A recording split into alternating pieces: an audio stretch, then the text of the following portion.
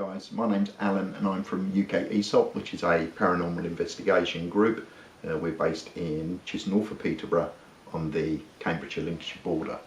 Today's video we're going to have a look at a little device I've put together, which I call the touch detector. I know that there are other versions called the ghost touch, etc. But mine's slightly different, appears to be more sensitive. Works on the same basis. Anything that's got basically an electrical charge, and I'm talking about not static but electrical charge, that comes close to or touches it gets a light flashing and makes a buzzer go off. But I'm quite happy with it. I suppose I built it for less than 20 quid, and I want to show it off, to be totally honest. So what we'll do is we'll have a look, and of course any comments or suggestions, feel free. Okay, so this is my touch detector. It's pretty much like the ghost detector or the ghost touch that I've seen on YouTube. Basically we've got a 9-volt battery there, we've got a socket there that I'll explain in a moment, on off switch, an alert light and a power light, and all we need to do is switch it on. Then we need to give it about 10 seconds to calibrate and to settle down, so we'll just wait a moment for it, and then I'll show you how sensitive this device really is. Okay, as soon as I start to come in and it alerts there,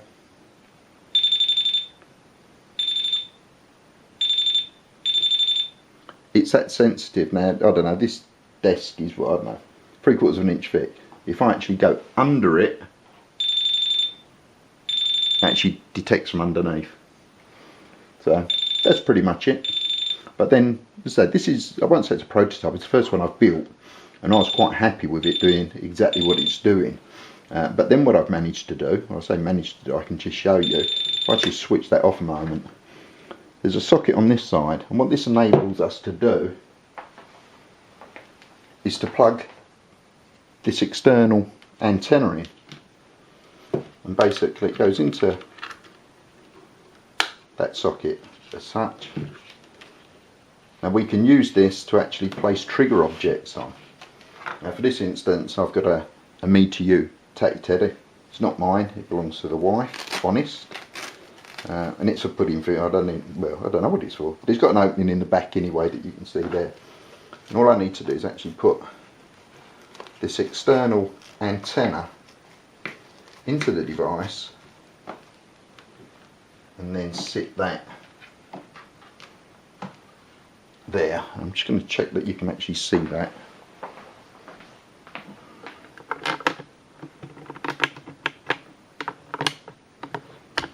You have to excuse me for all the creaks, etc. It's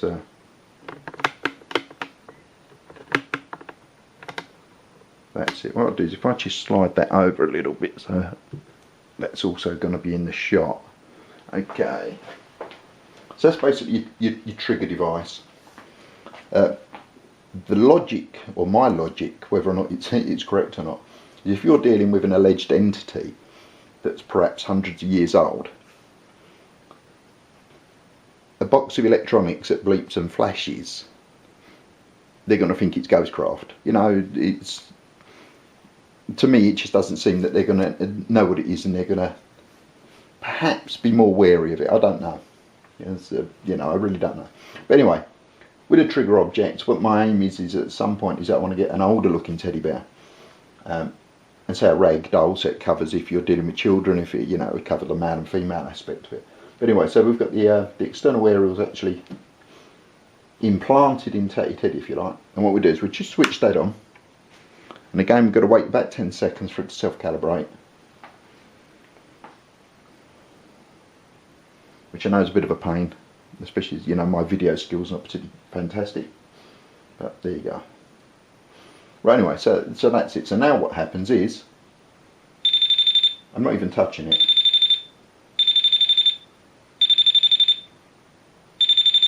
Obviously if I do touch it, it goes off. Nothing here off that wire, but the detector itself still works. But if I come in at any angle, will it work? Yeah, even from underneath. That obviously activates the alarm. So there's that. Then what we've got, if I just turn that off a moment, if I just remove the external aerial from Teddy, and here for instance I've got a child's car, so you could use that as a trigger object. Obviously it depends, and we'll just place that on top, and let's make sure that that's actually in shot, which it is. And kick that on again. Let's wait about 10 seconds just for it to calibrate and settle itself down, and it will do exactly the same as it did with the teddy bear. As soon as you approach it, there's the other end. I'm not, and to me, using a trigger object, obviously if you're dealing with an entity, if you've got some sort of history perhaps on who that entity is, then obviously you would sort of tailor make your trigger objects to suit. But anyway, so that's it. I was just showing you that with the teddy and with the car. One of my gripes I have at the moment is that not so much looking on YouTube, but especially looking on eBay, it seems to be that anything that makes a buzz and flashes a light can be used to detect paranormal activity. And I'll give you a couple of examples where I think, I don't want to say that people are out there obviously blatantly ripping people off, but I saw one seller was selling an item which was a vibration alarm, so a very poor man's geophone if you like, and they were selling it for 20 quid. But all it was a window alarm. They'd done nothing to it, that uses a piezoelectric buzzer, because basically you can use that as a sensor, so as it detects movement it generates voltage, blah blah blah. It was just one of those. It wasn't repackaged or anything. Well, you can buy it for what it actually is for about 3 quid, and yet these people attached paranormal vibration detector and want 20 quid for it. Then there was another guy in America, and I'm not out to character assassinate or anything like that. I'm fairly new to I'm not new to investigation. I've been doing criminal and civil investigations for most of my working life. I've had an interest in the paranormal since my teens, although it's only recently that I've decided I want to investigate the paranormal, if you like. A chapter in my life closed, a new one's opening, and that's where I want to go with it. But there is, for instance, there's one guy that's selling an ultrasonic detector.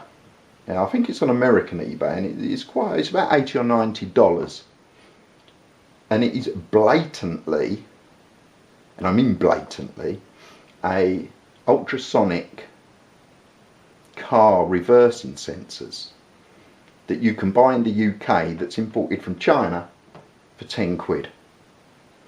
So he's put it in a pretty box and selling it, but you look at it and you can see exactly what it is.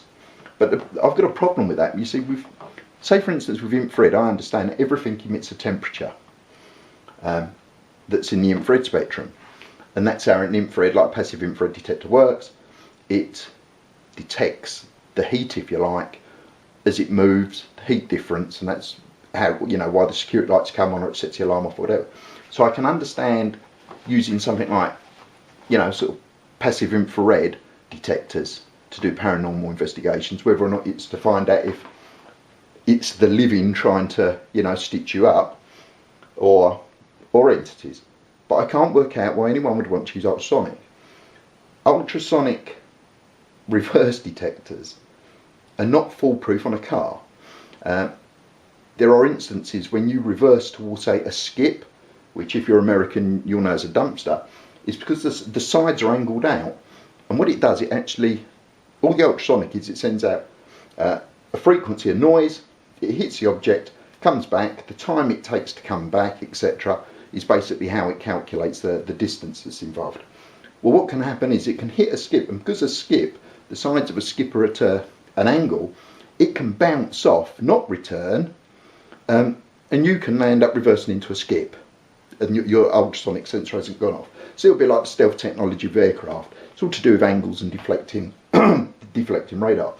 The other thing with ultrasonic reversing sensors is if I had a pole, or imagine it was a tree branch and it was pretty much sort of horizontal, there is a good chance that your ultrasonic detector will not sense that, and you'll reverse into it and obviously damage your car. Now the point I'm trying to make is that if this guy is selling these ultrasonic detectors for the purpose of registering, you know, in brackets, ghosts or paranormal activity, I can't see how it works, because the ultrasonics, the radar, work on mass.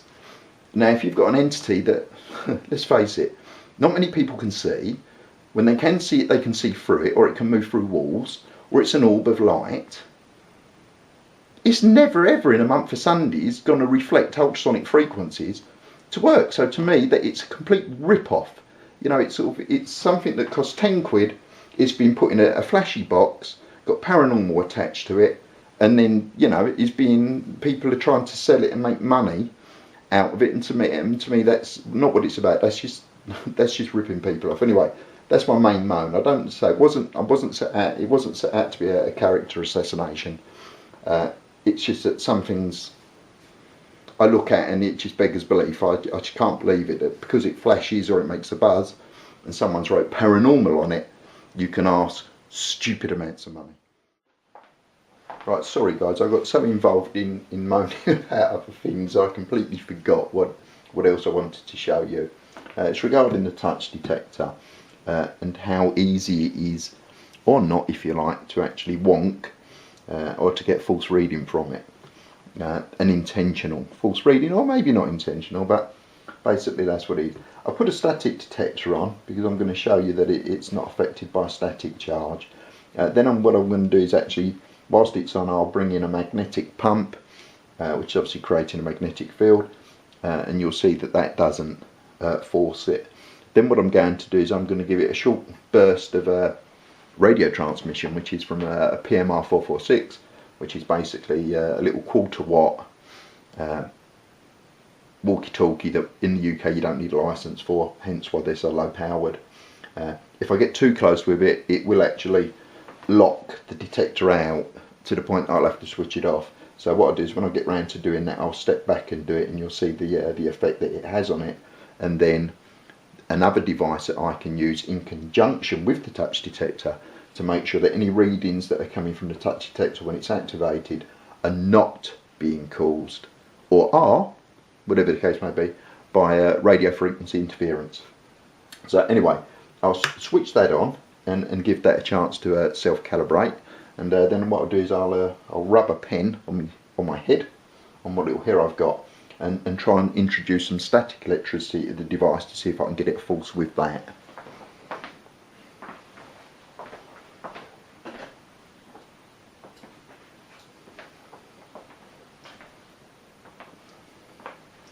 Right, as the pen actually gets near the static detector, you can see one light's out, both lights are out, one's back on.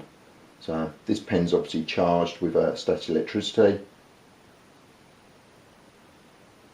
No effect on the touch detector at all, but plenty on the static detector. But the touch detector, that's not affected by static electricity. It is on, as you can see. You know, it's doing its thing as I approach it, but static electricity, no effect at all. We've got a magnetic pump. I'll kick that on. You won't hear it. You might hear it. It's about 20 dB, but that's on there. But again, that's having no effect on the touch detector. So magnetic fields, no effect on the touch detector. So that's on there. So we can kill that. Now what I'm going to do is give it a little burst, as I say, of UHF, and you'll see that it does go. It's just a small PMR. So, and as soon as I give it a transmit of that, it's on. See, it's locked it up, it's going mad, so I just switch it off. Now what I'm going to do is I'm going to step back in a room which is probably about a good 10 foot away and give it another burst, and we'll see how it interacts with that.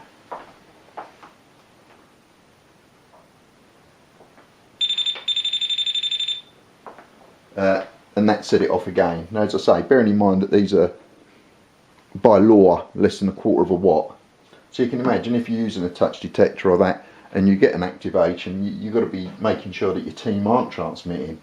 I've also tested it with a mobile phone or a cell phone, depending on what side of the drink you're from, and that also made it go off, activated it when it was fairly close to it, although it was quite sort of sporadic the way that it activated.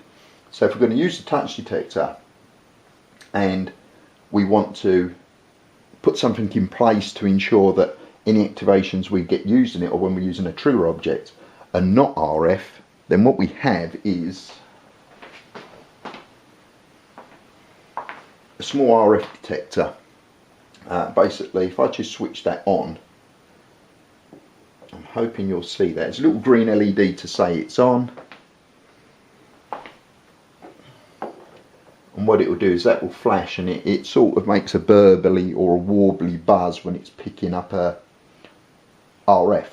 So basically, if there's any, you know, radios operated or wireless CCTV, etc., which can influence the touch detector, if you get the touch detector going off and that isn't going off, then it's not from a radio frequency transmission. If you get that going off and that, then you know that it's being caused either by mobile phone, wireless CCTV, a passing emergency services vehicle that are using their two-way radio, or a CB radio, something like that. So it's worth bearing in mind if you run that in conjunction with that, because what will happen is if I give it a, yeah, they were both going off. I've turned that off, and if I just key, yeah, that's flashing and bleeping, and that will, from the other side of the room, tell me when I'm keying up. So if I use that in conjunction with that, it gives me an idea of what's causing this to activate.